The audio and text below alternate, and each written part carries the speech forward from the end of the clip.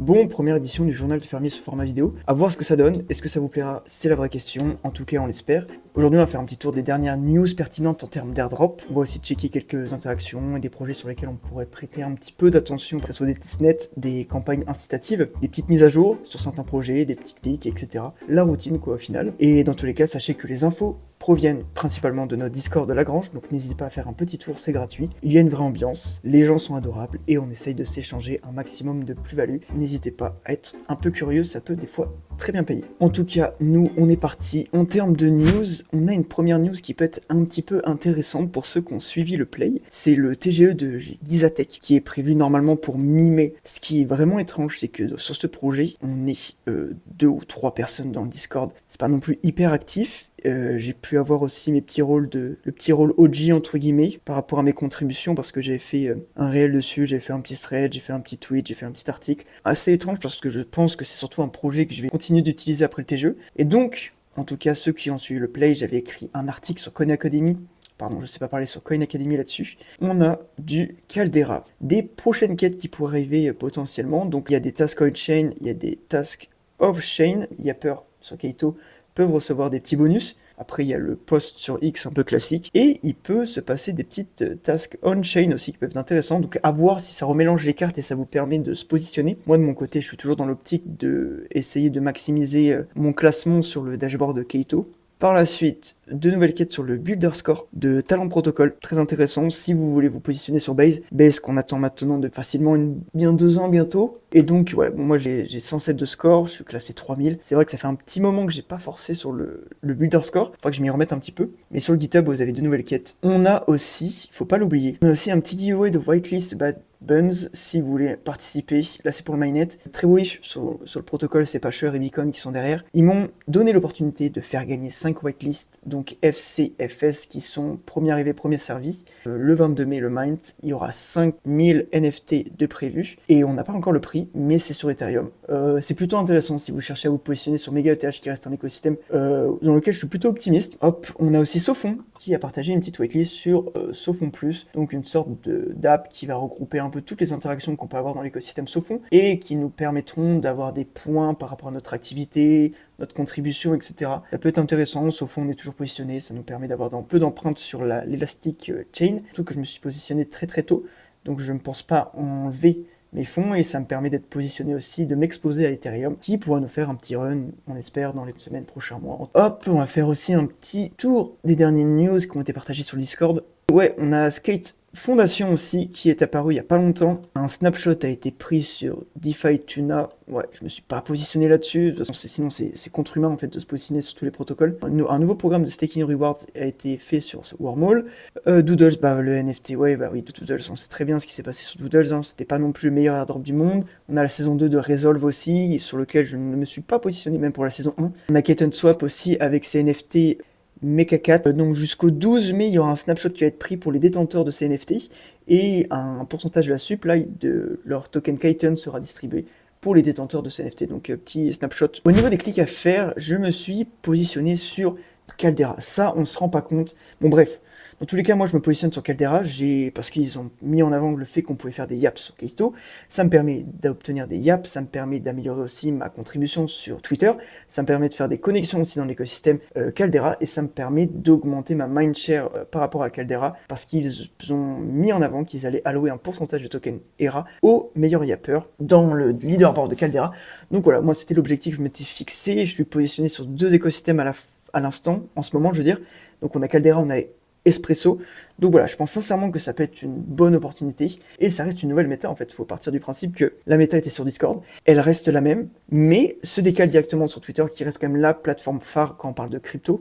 Donc je pense sincèrement, si vous voulez commencer à créer du contenu, il n'y a pas meilleure opportunité qu'aujourd'hui pour créer du contenu sur Twitter en crypto. Et si vous avez la dalle, honnêtement, parce qu'il faut être le reply guy pertinent, il faut faire des connexions avec des smart followers, créer du contenu, avoir l'attention et vous pourrez avoir vos premiers yaps. De toute façon, vous me posez des questions sur le Discord, il n'y a pas de souci, je peux vous répondre.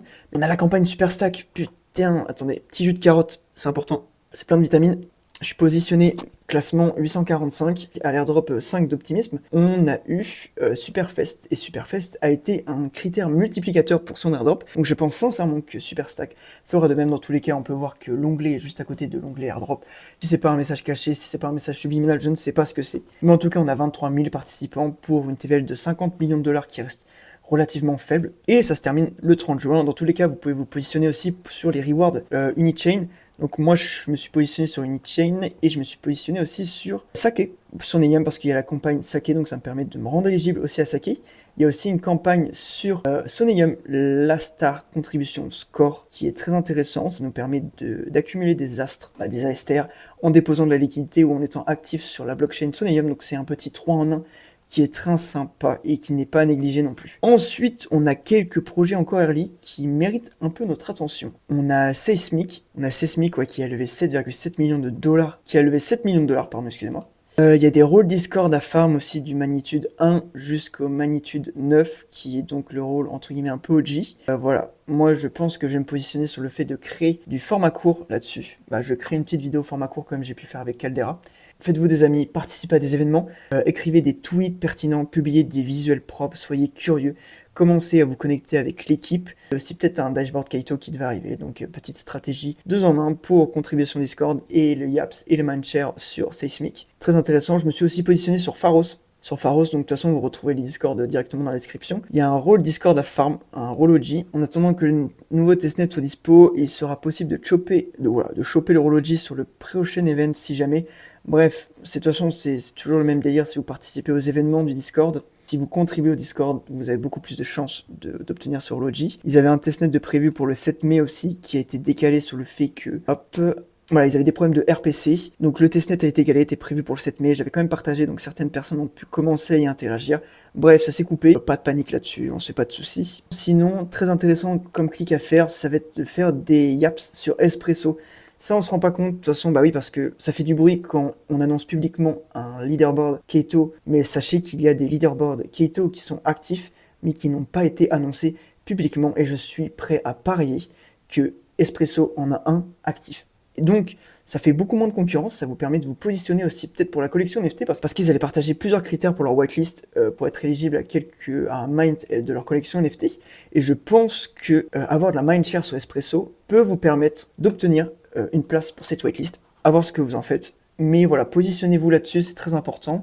Et dernier aussi, vous pouvez, dans tous les cas, vous pouvez aussi, là c'est un petit résumé, mais vous pouvez suivre les clics du jour de Lagrange qui sont pas quotidiens, mais tous les 2-3 jours, on essaie de faire un petit résumé de ce qu'on a pu faire sur le Discord, des clics importants. Rejoindre le Telegram de Pengu Clash. Il y avait un rôle OG aussi à claim sur Pingu. Il y avait des votes sur Stargate, Gravity, Zekasync qui sont encore disponibles pour certains. Voilà, après les petites campagnes sur Intract, Somnia, Superboard, voilà, la saison 1 de Extend, bref. Du classico-classique, mais des fois il y a des clics qui peuvent rester un petit peu pertinents. Qu'est-ce que j'avais fait ? Voilà, la méta vidéo. Voilà, je voulais vous parler de la méta vidéo. Donc, l'idée, c'est comme une méta Discord, c'est une méta Twitter.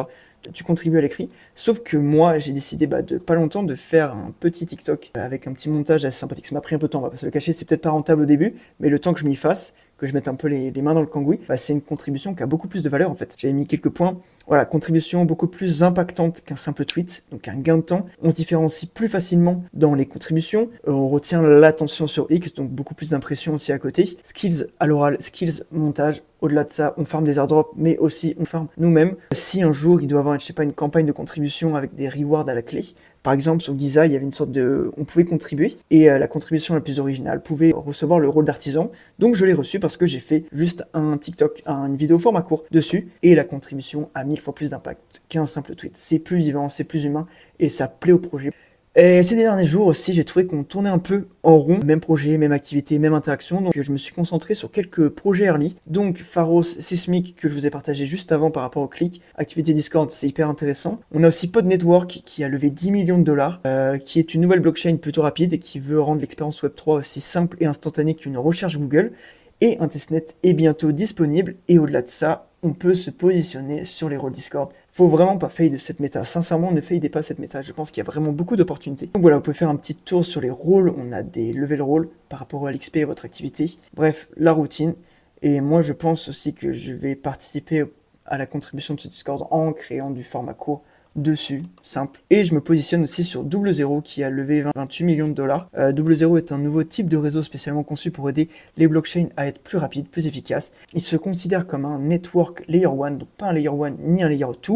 C'est une couche de réseau optimisée conçue pour aider toutes les autres couches, donc layer 1, layer 2, à mieux communiquer. Le problème actuel, c'est que les blockchains comme Solana ou Ethereum utilisent l'internet classique qui peut être lent, encombré et pas toujours fiable. Solution de Double Zero, ils créent leur propre réseau pour que les nœuds puissent communiquer beaucoup plus vite sans être ralentis. Donc très intéressant, un projet sur lequel je me concentre. Il n'y a pas d'incitation à avoir des rôles sur leur Discord, donc c'est peut-être un bon moyen. Ils devraient avoir des rôles qui devraient arriver, sachant que leur token est confirmé sans que ça soit officiel, mais ils ont fait une ICO et ils ont vendu 150 millions de tokens à CoinList. Donc voilà, leur token est confirmé, il y aura des systèmes d'incitation et pas la peine de vous ruer sur l'objet brillant, entre guillemets.